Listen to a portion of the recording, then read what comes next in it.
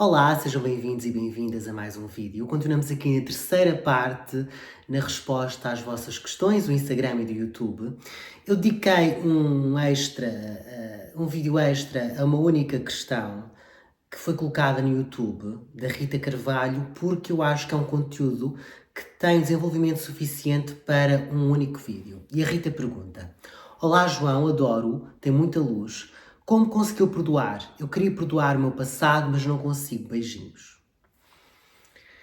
Eu acho que é uma pergunta muito interessante, porque todos nós, de algum modo, temos um percurso pelo perdão. Seja o perdão relativamente a nós mesmos, seja o perdão em relação a um familiar, a um amigo, a um inimigo, a alguém que nos fez mal. E eu passei também por essa vivência, esse caminho. Eu acho que o caminho pelo perdão é um caminho que não se percebe. E o que é que eu quero dizer com isto? Eu acho que nós estamos a resolver as nossas feridas internamente e evoluir, e não estamos a perceber que estamos nesse caminho. E só quando está, de facto, operada a mudança dentro de nós é que nós conseguimos perceber que, de facto, já perdoamos. E eu, durante muito tempo, tive alguma dificuldade em perdoar. Porque eu sou muito pela gratidão, pela vida e pela capacidade que o outro tem de ser grato e honesto consigo próprio e com quem o ajudou ou lhe estendeu a mão. Eu não conseguia digerir muito bem, não só comigo, mas também com o outro, a ingratidão das pessoas. O facto de eu estender a mão e do outro lado não agarrarem a mão, ou pior, morderem a mão que alguém lhe estendeu. Isso dificultava muito este meu caminho pelo perdão. Até que eu percebi duas coisas essenciais. A primeira: quem não perdoa está preso a uma situação e não evolui. Isso faz com que não consiga viver a vida em pleno. E eu não cheguei a esta conclusão assim, de uma grande sabedoria. Eu posso dizer que eu cheguei a esta conclusão de uma forma muito sistemática relativamente a um comportamento que eu tinha padrão. Eu tenho algumas mágoas em relação a uma pessoa e eu via muitas coisas dessa pessoa. Essa pessoa não estava no meu Instagram. Nisto estou a contar uma evolução de, se calhar, mais de 5, 6 anos. E eu via muitas coisas dessa pessoa e observava que a vida dela estava a andar. Claro que se formos pensar, quem via também a minha vida acharia que eu estava muito bem e que estaria também a andar, porque do ponto de vista pragmático estava, mas eu não considero que a vida possa andar se estamos presos a uma mágoa, a um sofrimento. E ficava com muita raiva. Caramba, esta pessoa fez-me tanto mal e ela está aqui feliz a viver, a construir, e eu aqui com este sentimento de dor. Que justiça é esta? Ela fez mal e eu é que estou aqui a sofrer quando ela está plena e feliz. E então eu percebi, num clique, que demorou alguns anos, que o problema estava comigo. Porque enquanto eu estava agarrado a esses sentimentos tristes, a essa raiva, a essa angústia, o mundo inteiro estava a rodar lá fora e a vida dela também estava a acontecer. E eu, por estar preso a estas raivas, a estas angústias, não estava a viver. E estava a dar o duplo direito a essa pessoa. Essa pessoa já me tinha tirado uma vez tantas coisas, de forma gratuita, e não foi uma escolha minha, mas nesta segunda vez, essa pessoa estava-me a tirar uma série de coisas com o meu carimbo de missão. E eu resolvi dizer, basta, não pode tirar mais nada, porque cada vez que nós estamos a alimentar a raiva de alguém, por isso é que eu disse num vídeo, para pararem de procurar coisas das outras pessoas, porque às vezes não é esta raiva gigante, mas são pessoas que nos fizeram alguma coisa, alguma situação menos boa, que nos trouxeram alguma toxicidade. E nós, cada vez que vamos ver um story dessa pessoa, ou porque nos aparece, ou porque vamos lá procurar, essa toxicidade vem para nós e é um veneno desnecessário. E a primeira coisa que eu me obriguei neste caminho pelo perdão foi: chega, não vais ver rigorosamente mais nada desta pessoa. Nada. Primeiro, porque não te faz bem. Segundo, porque não és Deus. não podes achar que no teu direito ao sofrimento tens esta capacidade divina de dizer porque é que ela está bem, porque é que eu estou assim menos bem ou sinto menos bem, porque do ponto de vista pragmático, se ela também tivesse a ver as minhas redes sociais e a ver alguém na televisão a terminar o mestrado como um aluno de sucesso, com prémios escolares, tanto na licenciatura como ao mestrado, e a ver uma vida social muito ativa. Por isso é que eu também quero dizer, aquilo que nós achamos que o outro está bem, não quer dizer nada, porque todos nós temos capas perante a vida, perante nós mesmos, e aquilo que eu via também podia ser aquilo que ela sentia, ele está ótimo. E, essencialmente, porque resolvi não ser Deus. É Deus que tem que dizer se essa pessoa merece o que está a receber. É Deus, é a vida que tem de agraciar ou não. Eu não sei as evoluções que essa pessoa teve, se de facto se curou, se teve algum arrependimento e passou por esse caminho. Eu não sei, eu não tenho esse direito de querer ser Deus, exigir ser Deus na vida de quem quer que seja. Então dei esse basta. E começou por aí. Eu comecei por não querer procurar, não querer saber, porque não me queria envenenar. E pouco a pouco, ao não querer saber, não querer ver, não querer acompanhar, essa pessoa também foi ficando um bocadinho mais distante nas minhas memórias imediatas. Claro que sempre que há uma dor, nós vamos buscar capítulos de mágoas ou tristezas da nossa vida que autoprojetamos naquela dor que estamos a sentir. Mas esse caminho para mim foi milagroso. Por isso é que eu agora tenha qualquer rixa, qualquer questão com quem quer que seja, eu silencio ou então bloqueio. Às vezes eu escolho mesmo bloquear, porque se a pessoa não faz bem, e pode não ter sido um ato tão grosseiro assim, mas se a pessoa não me faz bem, posso não bloquear, mas tiro a amizade ou então silencio. Eu não, hoje em dia não me presenteio com sentimentos que não me fazem bem, que me são nocivos. E o silenciar às vezes pode ser o meu caminho porque não queremos terminar a relação com aquela pessoa, não queremos, não podemos, silenciamos, não recebemos nada da pessoa, mas também não vamos lá ver e pelo menos não somos confrontados com aquelas mágoas que encarar uma história, uma publicação da pessoa, nos traz de novo aquele veneno para a nossa vida. E fui tomando sempre atitudes na minha vida que senti que não estavam a ter nenhum papel, mas que hoje em dia noto que tiveram um caminho muito positivo para mim. Nomeadamente, conversar. Falarmos abertamente daquilo que nos magoa, daquilo que nos fere, daquilo que nos faz sofrer. Por isso é que agora no YouTube eu faço questão de dizer aquilo que sinto, porque muitas vezes eu quis fazer o papel do forte e não dizer aquilo que sentia, não mostrar as minhas emoções. Eu acho que isso só faz com que as emoções fiquem cada vez maiores, maiores, maiores. Chega um ponto que nos começam a engolir. Eu não estou a dizer para criarem um canal de YouTube, mas falem com quem sentem confiança. Falem daquilo que estão a sentir. Falem com o vosso eu interior. Admitam, aquela pessoa magoou-me, eu não lhe queria dar esta importância, mas aquilo foi nefasto para mim.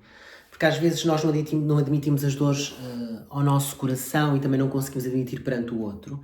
E depois também fui fazendo aqui um caminho de psicanálise, hipnoterapia, que eu senti realmente que naquele momento não tinham impacto nenhum na minha trajetória. Posso dizer que fiz psicanálise com alguns psicólogos, fui trocando sempre que sentia que não me identificava, e mesmo aqueles que fiquei, que me identificava, enquanto estava a fazer, senti que não tinha qualquer efeito, que não estava a ter nenhum ganho, mas hoje à distância consigo perceber que me foi sarando e costurando as feridas por dentro.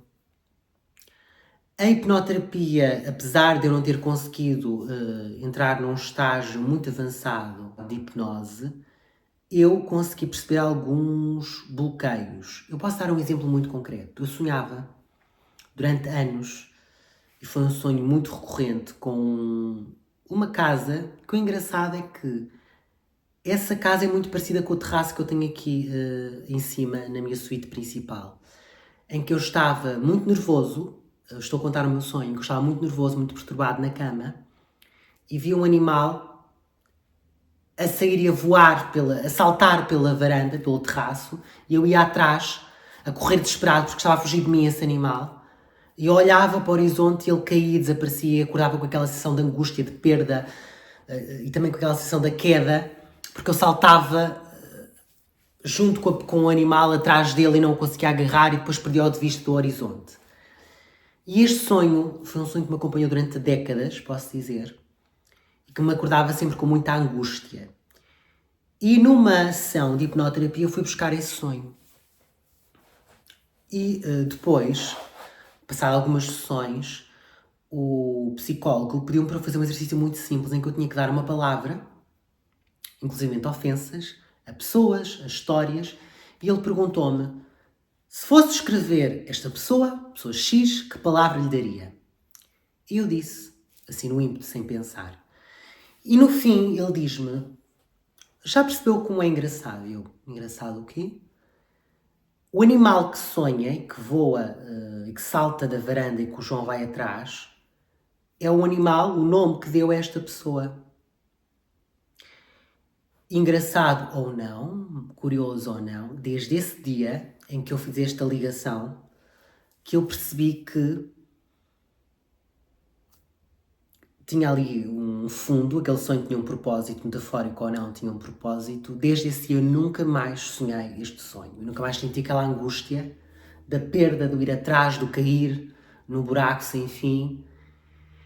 E depois com isso eu também percebi o seguinte: não é porque nos magoaram que nós deixamos de gostar.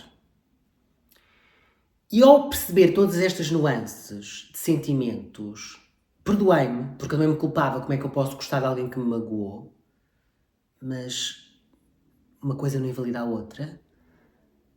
Não é algo que nos estamos a projetar de mal, mas é assim.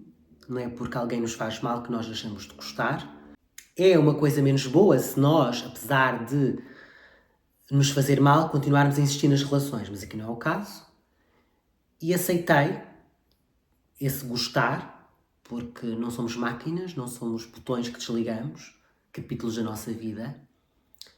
Aceitei como eu também evolui em tantos aspectos. Essa pessoa também pode estar evoluída ou não, mas não me cabe a mim ser esse Deus Supremo que vai agir e articular e que vai pôr ou castigar. Não me cabe a mim, nem tenho que procurar o castigo de ninguém. Eu não ia ser o agente do castigo, mas quando eu ia lá era tentar ver se a vida a tinha posto no seu verdadeiro lugar. E quem sabe se não pôs, porque a pessoa pode se ter reconvertido e estar no verdadeiro lugar que é estar em bom, feliz, realizada. E acima de tudo percebi que nós podemos escolher dar importância àquilo que queremos dar. E quando fechamos a porta ao dar essa importância, o que não vemos também não sentimos com tanta intensidade. Eu acho que se não acompanharmos, pelo menos novas raivas não adquirimos. Podemos ter cá as raivas antigas, daquilo que a pessoa nos fez, mas aquela raiva de fez-me tanto mal, caramba, e continua bem, ou continua aqui como se nada fosse, essas raivas novas não vamos sentir. E se não vamos sentir, pelo menos também tiramos esse veneno da nossa vida. E percebemos isto tudo de uma forma tão clara. Eu sei que, desculpa, devo-vos um pontapé, eu sei que não somos assim tão objetivos, mas não deem importância ao outro, não deem uma importância ao outro de vos destruir constantemente. Não resgatem esse veneno dentro de vocês. Procurem ajuda. Eu procurei a psicanálise, a hipnoterapia, mudei de psicólogos sempre que eu achei que não encontrava lá as respostas. E posso dizer que as respostas que eu encontrei foram respostas basicamente no futuro, passados muitos anos, e que me apareceram assim de forma muito simples, sem eu dar conta. E o dar conta aconteceu até em situações muito recorrentes. Eu tive uma amizade dos últimos... Olha, pode ser que foi uma amizade quase toda a minha vida, que terminou porque eu percebi alguma toxicidade e outra pessoa também não se estava a identificar comigo. E até amigas minhas me perguntaram: mas estás tão sereno perante o fim da amizade? Ela não foi nada justa contigo, ela foi até muito traidora. Não tens raiva? E eu não. E não é porque eu estou santo. É porque eu hoje em dia consigo perceber duas coisas. Se eu faço o bem para outra pessoa, não pode ser um exercício egóico. Eu não posso ajudar alguém à espera de ter algo do outro lado. Eu tenho que fazer o bem porque eu quero fazer o bem. Porque eu escolhi fazer o bem. Não porque eu vou esperar gratidão, amizade, caridade. Não, eu tenho que fazer o bem porque eu escolho um caminho em que eu quero ser uma melhor pessoa a cada dia, em que eu quero evoluir, sem esperar nada. Logo, se eu fiz alguma coisa e fiz muitas coisas e muitas coisas muito importantes que eu sei e tenho a certeza que fiz. Se a pessoa não me retribuiu, é um problema dela. Eu não posso esperar isso dela. E ao aceitar isto também fez com que eu não tivesse tanto sentimento de posse em relação ao outro. E depois porque eu percebi que a vida são capítulos, são histórias, e nem todos nós fazemos sentido na vida uns dos outros sempre. E às vezes não temos que terminar mal. Eu comecei a perceber que aquela pessoa, e foi ela que resolveu sair, já não fazia sentido na minha vida. Porque eu falava com ela já por uma questão também de gratidão, que me prendia, era quase uma prisão. Eu sentia que tinha de falar com ela. Eu não tinha vontade de falar com ela. Eu não me sentia muito bem a falar com ela. Eu não queria partilhar a minha vida com ela, mas era quase uma imposição minha estar ali naquela relação. Nós temos que perceber que as relações começam e terminam. Se não nos estão a fazer bem, se não nos estão a acrescentar, não faz sentido mantê-las, seja por ego, seja por não ter coragem. Eu era por falta de coragem. E ainda bem que a pessoa tomou esse lado. Foi um lado injusto, mas ainda bem que o tomou, porque eu não tive coragem de o fazer.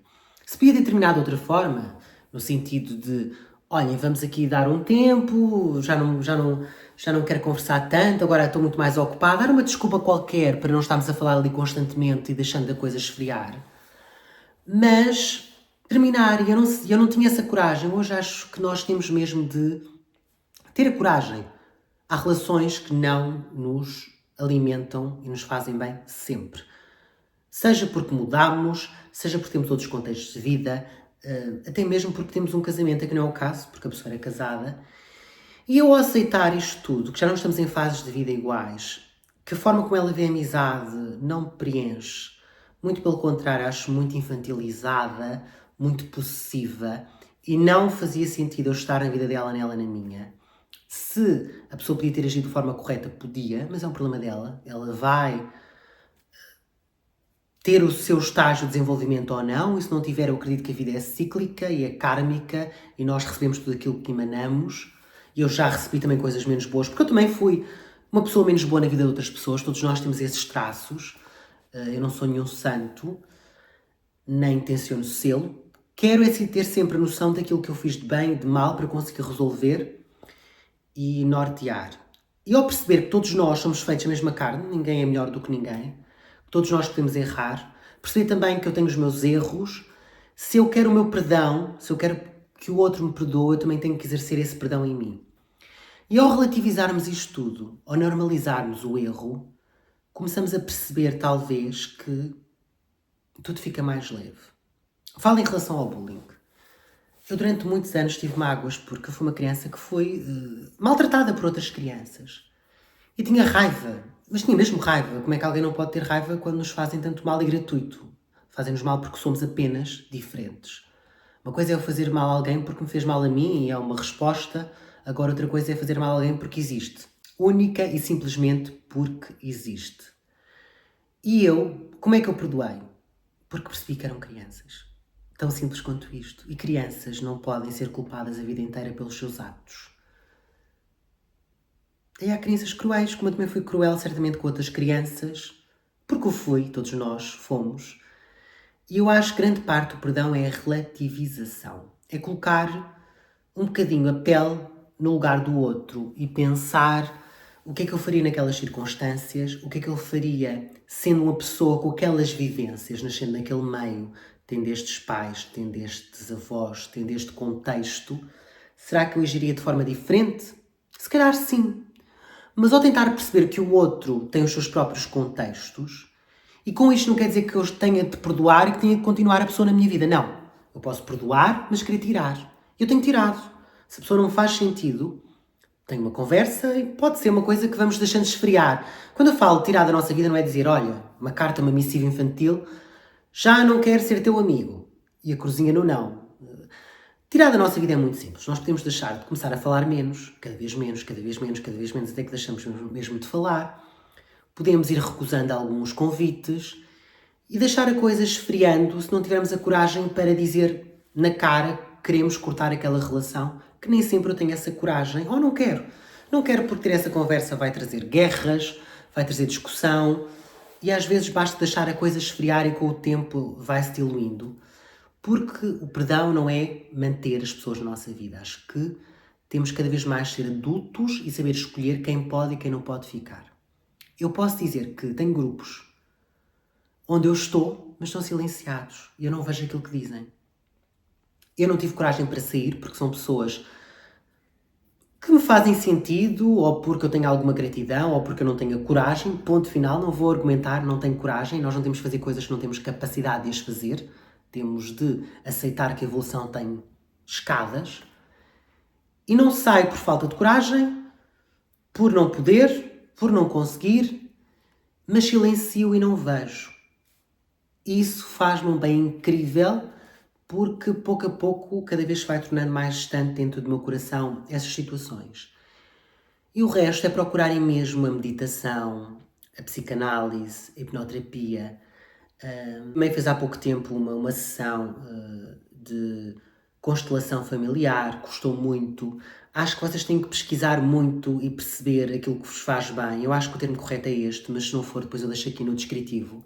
Eu li um bocadinho sobre o assunto e outras pessoas também levantaram o tema no meu trabalho. Eu acho que nós temos que procurar os caminhos lícitos. Quando eu falo lícito é não entrem em caminhos de pessoas que não vos fazem tão bem. Se for um tarô, eu já consultei o tarô, hoje em dia já não o faço. Sinto que ser Deus não é um bom caminho. Quando eu falo ser Deus é, nós sabemos o futuro, ou acharmos que sabemos o futuro, exerce em nós uma atitude de Deus, de termos aqui o poder da clarividência do que se passa à frente. E hoje em dia não quero nada ser Deus, não quero ser Deus julgador, não quero ser Deus que sabe o futuro, não quero ser Deus que quer antecipar o que vai acontecer, quero ser um ser humano que está a viver aquilo que tem, com os seus contextos. É muito fácil para mim avaliar com raiva uma atitude que eu tive amanhã. Se eu já tiver vivido o amanhã, não é? Imaginem que eu estou com raiva de uma coisa que eu fiz às 17 horas, já são 20 horas. Às 20 horas é fácil eu dizer, caramba, João, erraste tanto às 17.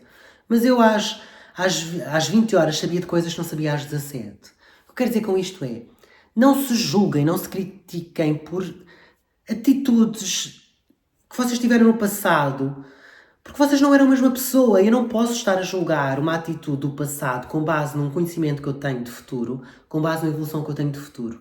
Perdoem-se e depois de se perdoarem, conseguem perdoar também os outros. E racionalizem. Para mim, racionalizar as atitudes é o que é que eu sabia naquele contexto? Como é que eu estava naquele contexto? Estava numa fase da minha vida que estava muito bélico, muito reativo, porque estava um bocadinho depressivo. Tinha vitaminas baixas, que eu depois fui fazer uma série de exames no endocrinologista de análise e reparei que tinha a vitamina D baixa e que tudo isso também produz algum sentimento de melancolia e tristeza, que tinha algumas hormonas desreguladas, que tinha um contexto de vida com algumas questões que estavam a acontecer relativamente à compra de casa que me deixavam nervoso e irritadiço. E então o que eu pensei, João, tu não podes mudar as pessoas que respondeste mal, que não foste simpático, mas perdoa-te. Tu estavas do ponto de vista químico triste. Tu estavas a passar situações muito desagradáveis e que te estavam a deixar fora da rota. Pediste perdão.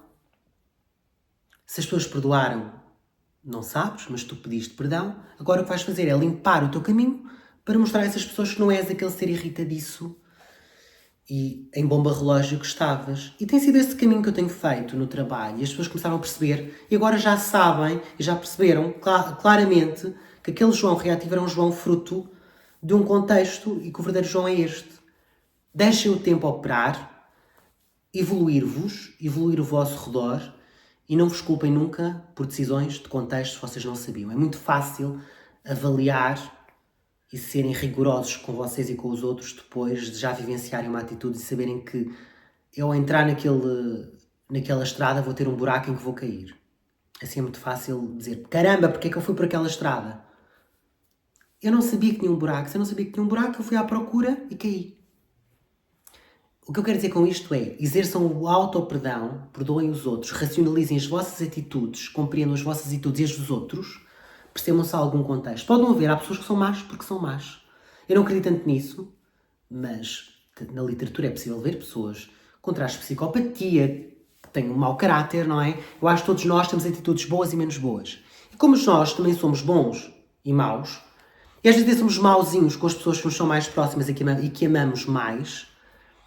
Tentem perceber o contexto do outro, mesmo que não queiram a pessoa na vossa vida. Tenham coragem de tirar as pessoas da vossa vida, sejam mais drásticas ou não, e procurem uma ajuda, seja ela da psicoterapia, da hipnoterapia, das psicologias, da meditação, do yoga, de uma caminhada e, acima de tudo, eliminem o veneno das vossas vidas. Minha querida Rita, eu acho que já respondi à sua pergunta, não me quero alongar muito. Acho que passei um bocadinho da minha essência e daquilo que me tem feito bem. Eu estou a falar em causa própria, porque me sinto muito bem desde que tomei estes caminhos todos. Estou muito mais leve. E acho que é uma pergunta que merece estar aqui separada num único vídeo, porque é um tema que eu acho que pode ser do interesse, porque todos nós fomos magoados, todos nós já magoámos, todos nós temos de nos perdoar e de perdoar o outro. E esta é a minha vida e a minha experiência de perdão. Espero que tenham gostado do vídeo. Um beijinho nos vossos corações. Subscrevam o canal se assim desejarem. E até ao próximo vídeo. Tchau!